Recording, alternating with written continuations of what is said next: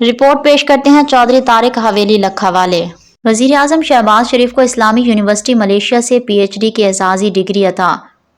پہانگ۔ وزیر اعظم شہباز شریف کو دورہ ملیشیا کے دوران بین الاقوامی اسلامی یونیورسٹی کی جانب سے P H D leadership and governance کی اعزازی ڈگری عطا کر دی گئی ہے۔ وزیر اعظم شہباز شریف کو پی ایچ ڈی کے اعزازی ڈگری دینے کی تقریب ملیشیا کی ریاست پہانگ میں منعقد ہوئی، جس میں پہانگ کی ملکہ تنکو عزیزہ آمنہ میمونہ سکندریہ نے انہیں اعزازی ڈگری سے نوازا۔ تقریب سے خطاب کرتے ہوئے پہانگ کی ملکہ تنکو عزیزہ آمنہ میمونہ سکندریہ کا کہنا تھا کہ وزیر اعظم شہباز شریف نے بصیرت، نظم و ضبط اور ہمدردی سے قوم کی خدمت کی۔ انہوں نے پنجاب کی قیادت سے لے کر وزارت عظمیٰ تک ثابت کیا کہ حقیقی قیادت طاقت نہیں، مقصد سے جڑی ہوتی ہے۔